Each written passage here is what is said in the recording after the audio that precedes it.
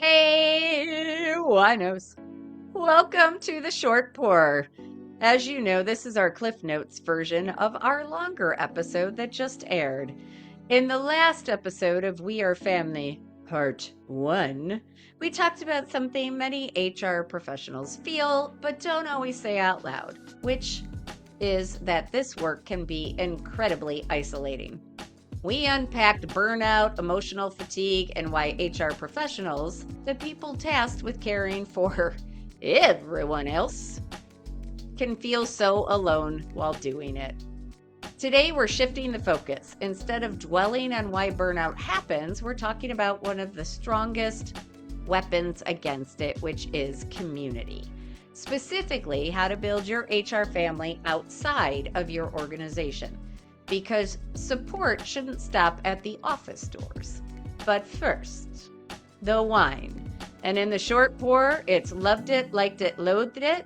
However, we're going to switch it up a wee bit because Tricia and I taped episodes part 1 and part 2 back to back, so we were drinking the same wine, which you've already heard about. So, real quick, today I am drinking a white wine blend from Grazi, which I will review in a longer episode later. But y'all know I love this wine. So, loved it. Trish, what about you? I am drinking a beer today, even though I put it in a wine glass to look fancy. It's from a local brewery that I love, Austin Brothers, and it is actually like a Christmas hazy. It's Ooh. Absolutely delicious. Love, love, love it. Good. All right. So, again, last episode we focused on building support inside your organization, which of course is important, but not always sufficient.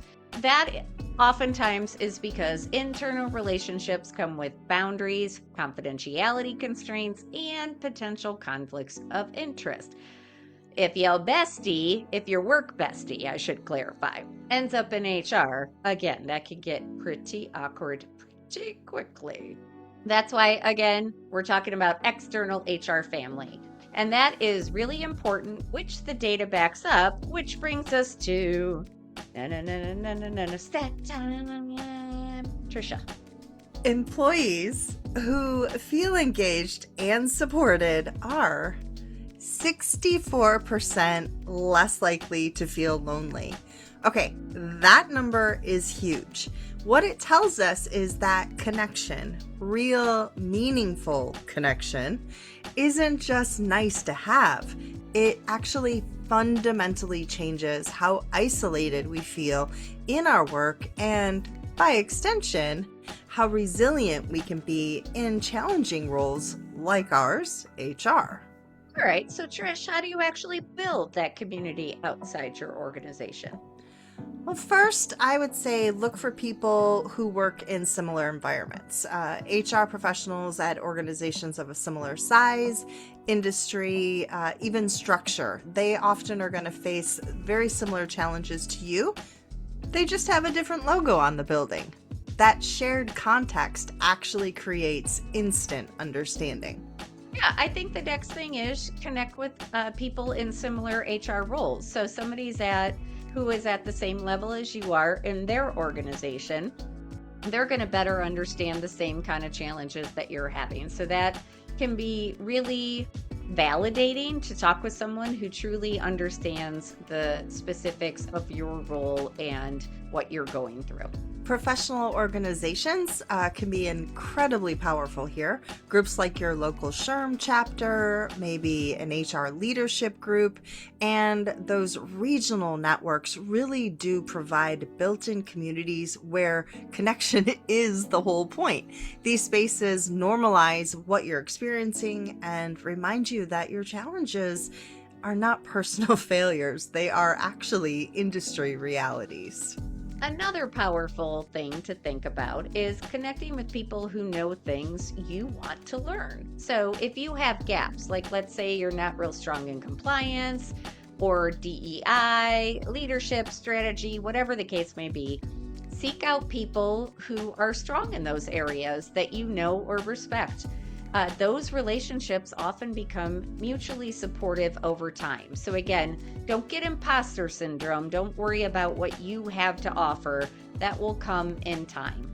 Julie, I think this is a perfect time to talk about Wine and Dine. Oh, yeah. Brand new in Cleveland. We launched on April 15th, and we will be meeting the third Wednesday of every month at Forge Public House in Lakewood. So if you are in the Cleveland area, please come join us. Forge Public House, 5 p.m., the third Wednesday of every month. And if you're not lucky enough to be in Cleveland, like I am not, maybe start your own chapter, or if nothing else, what about an online HR community or looking at different blogs or forums? When curated well, they can actually provide real-time advice, shared resources, and a real sense of belonging, especially if you are one of those who is in a smaller, an HR department of one or a more isolated HR role. Lastly, if you go to an HR event, whether that's a conference, a networking event, whatever the case may be, the inclination is always to stick to talking to people that you know because it's comfortable. But we are going to challenge you to talk to people you do not know so that you can expand your network. You never know what sort of friendships, connections, whatever the case may be, will come out of those conversations. I think you actually just hit the nail on the head. Let's talk about a little bit of a mindset shift. You really do want to focus on that connection, not a transaction. If you approach this whole idea of networking with, what can this person do for me? You're not going to get any meaningful relationships. Instead, you want to offer value first. So share a resource, make an introduction like Julie was just talking about, and really truly ask thoughtful questions. I think asking people questions is the most wonderful way to get to know them, to learn, and really find out some phenomenal information that could help you. And then give freely. Your community is going to grow when generosity is active and living and thriving. Yeah, and for those of you who are like, I don't have any value to offer because I'm brand new or I'm in a new role or whatever the case may be, just even asking others for help. We've talked about this a lot. Like, helping is one of the things that HR professionals like to do. So even giving somebody the opportunity to give back by sharing their advice and their journey and their experience can be a way of offering value. So the biggest thing, you hear us say this all the time, is to be authentic. Truly one of our favorite words. So you don't need to, have some expertise, hide your struggles, or pretend to be something that you're not. The strongest communities are built on honesty, not perfection. And finally, another thing that we love to talk about is accountability. Be accountable, be reliable. If you say you're going to do something, follow through, show up, check in with the members of your community, with your new friends, with your family, because family is not built in grand gestures, but you know exactly what we're talking about here. Consistent, trustworthy presence, being available. Yes, HR was never meant to be a solo sport. So, join our wino community, join the HR communities around you, make sure that you find your people. And as you know, we always put out this plea at the end, make sure you tell your friends about our podcast, follow the podcast, subscribe wherever you get your podcasts if you haven't done so already. And thank you always for being a part of our wino community. Cheers.